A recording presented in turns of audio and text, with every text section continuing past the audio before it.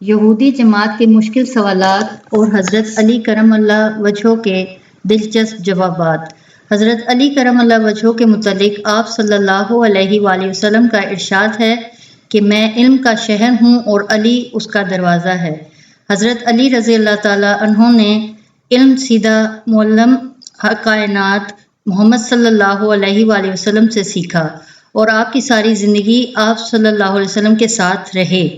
ایک دفعہ یہودیوں کی ایک جماعت حضرت علی رضی اللہ تعالیٰ کے پاس آئی اور وہ جناب علی رضی اللہ کے علم اور دانائی کے مقام سے واقف تھے۔ نادان یہ سوچ کر آئے تھے کہ کسی طریقے سے وہ مولا کو علمی بنیاد پر شکست دے دیں تو اس سے مسلمانوں کو شرمندگی ہوگی اور ہر طرف ہمارا ڈنکا بجے گا۔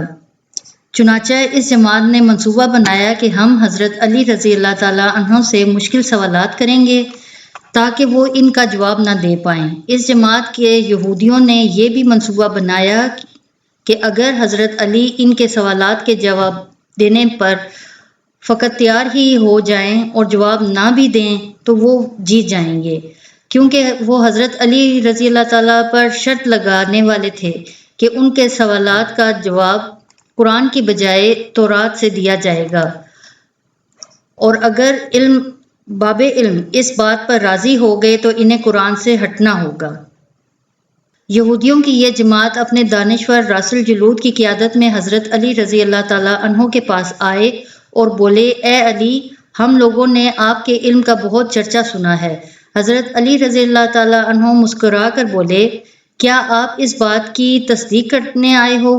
راس الجلود بولا، ہم آپ سے چند سوالات کریں گے، آپ کو ان کا جواب ہماری کتاب تورات سے دینا ہوگا، اور اگر آپ نے سب کے سامنے ان سوالات کا ٹھیک جواب دے دیا تو ہم آپ کو باب العلم مان لیں گے۔ حضرت علی رضی اللہ تعالیٰ عنہ نے یہودیوں کا چیلنج قبول کر لیا اور بولے، اگر میں تمہارے سوالات جو کہ میں ابھی تک جانتا نہیں ہوں کیا ہیں ان کا جواب دینے میں کامیاب ہو گیا تو کیا تم لوگ اسلام قبول کر لو گے؟ یہودی اس بات پر آمادہ ہو گئے کہ اگر ان کے تمام سوالوں کے جواب انہیں تورات سے مل گئے تو وہ یہودی مذہب چھوڑ کر اسلام قبول کر لیں گے، اور یہ اس بات کی دلیل ہوگی جن سے آپ نے علم سیکھا ہے وہ یقیناً اللہ کی طرف سے بھیجے گئے نبی ہیں۔ دونوں فریقوں میں معاملات طے ہو گئے، سب لوگوں کو بلایا گیا۔ یہودیوں کی طرف سے راس الجلود چہرے پر فاتحانہ مسکراہٹ لے کر فتح خیبر سے علم کے تکبر میں بولا، اے علی، اس ایسی چیز کا نام بتائیں جو خدا کے لیے نہیں ہے۔ یہودی یہ جانتے تھے کہ مسلمانوں کی کتاب میں درج ہے کہ ہر چیز خدا کے لیے ہے اور اس بات کا جواب باب العلم کے لیے دینا ناممکن ہوگا۔ مجمع میں بیٹھے تمام افراد سوچ میں ڈوب گئے کہ کائنات میں کوئی ایسی چیز بھی ہے جو خدا کے لیے نہ ہو۔ تب حضرت علی رضی اللہ تعالیٰ عنہ نے بغیر کسی توقف کے فرمایا، تم جاننا چاہتے ہو وہ کون سی چیز ہے جو اللہ کے لیے نہیں ہے؟ اس کا جواب شرک ہے۔ اللہ ہر قسم کے شرک سے پاک ہے۔ تمام مجمع جو بیٹھا سن رہا تھا بے ساختہ واہ واہ کہہ اٹھا۔ تو راس الجلود نے دوسرا سوال کیا اور بولا، اے علی، یہ بتائیے کہ وہ کون سی جگہ ہے جہاں اللہ موجود نہیں ہے؟ مولا علی بولے، اللہ ہر جگہ موجود ہے۔ اس پر راس الجلود بولا، اس سوال کا جواب آپ ہمیں ہماری کتاب سے دیں۔ علی المرتضیٰ رضی اللہ تعالیٰ عنہ نے فرمایا، کیا تمہاری کتاب میں یہ نہیں لکھا کہ موسیٰ علیہ السلام کے پاس ایک فرشتہ آیا، آپ نے اس سے پوچھا کہ وہ کہاں سے آیا ہے تو اس نے جواب دیا کہ 7ویں آسمان سے آیا ہے۔ پھر ایک فرشتہ آیا اور اس سے پوچھا کہ وہ کہاں سے آیا ہے تو وہ بولا کہ وہ زمین کی 7ویں گہرائی سے آیا ہے۔ موسیٰ علیہ السلام نے دونوں سے سوال کیا، تمہارے قریب وہاں کون تھا؟ تو وہ بولے، ہمارے قریب وہاں ہمارا رب تھا۔ پس معلوم ہوا کہ بلندیوں کی انتہا ہو یا پستی کی انتہا، رب ہر جگہ موجود ہے۔ یہ جواب سن کر یہودی ششدر رہ گئے۔ تب مولا نے فرمایا، پاک ہے وہ ذات جو کائنات کے ذرے ذرے میں ہے اور ہر چیز میرے رب کے قریب ہے۔ تیسرا سوال، یہودیوں نے پوچھا، یا علی، یہ بتائیں وہ کون سی چیز ہے جو رب کے قریب نہیں ہے؟ حضرت علی رضی اللہ تعالیٰ بولے ظلم ایک ایسی چیز ہے جو میرے رب کے قریب نہیں ہے۔ تیسرا جواب ٹھیک ہونے پر راس الجلود تھوڑا پریشان ہوا اور اپنی حکمت عملی بدل کر علمی سوال کرنے کی بجائے حضرت علی سے تاریخ سوال کیا اور بولا اے علی اس چشمے کا نام بتائیں جو زمین پر پہلی مرتبہ جاری ہوا۔ حضرت علی رضی اللہ تعالیٰ بولے اس چشمے کو چھوڑو، پہلے میں یہ بتاؤں کہ تمہارے دل میں کیا ہے، اور تمہارے دل میں یہ ہے کہ وہ چشمہ بیت المقدس کی ایک چٹان کے نیچے ہے۔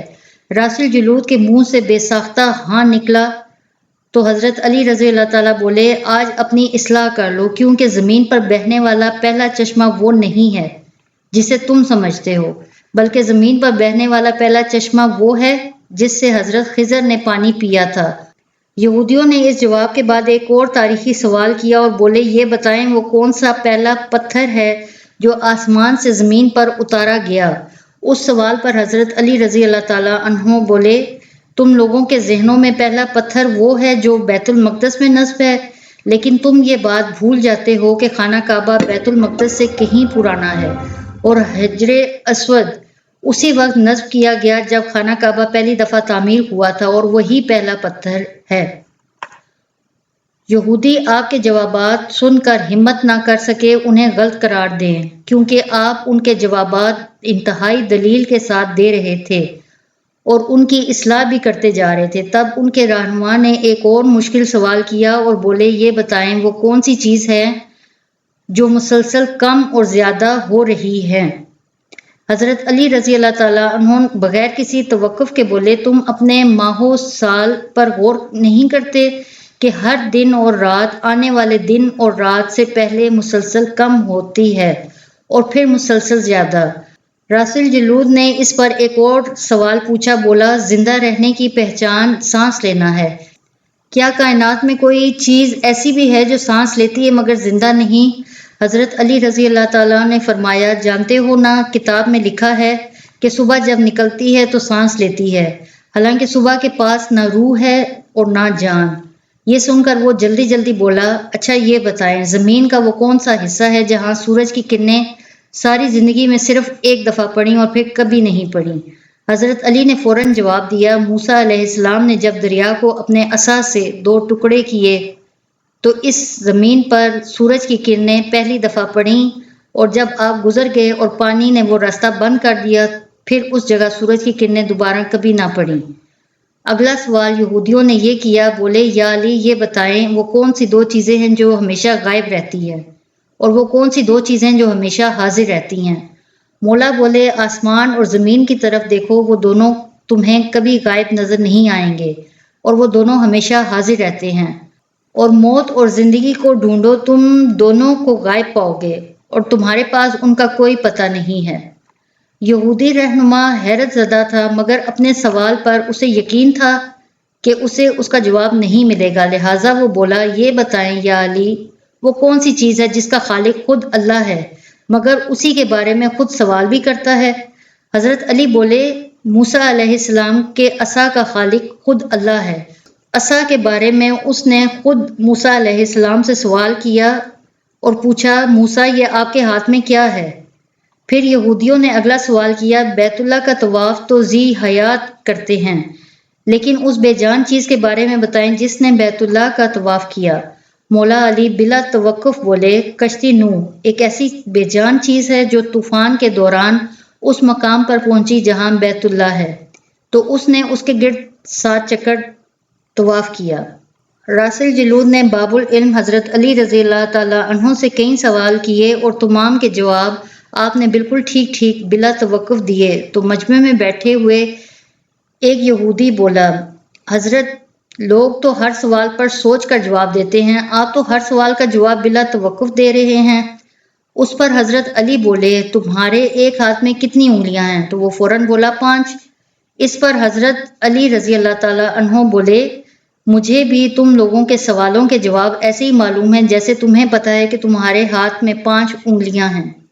یہودی نادان نہیں جانتے تھے کہ باب العلم کے پاس کائنات کے رازوں کا علم ہے، لیکن جب انہیں تمام سوالات کے جوابات ٹھیک مل گئے تو راس الجلود سمیت تمام گروہ نے کلمہ پڑھا اور دائرہ اسلام میں داخل ہو گئے۔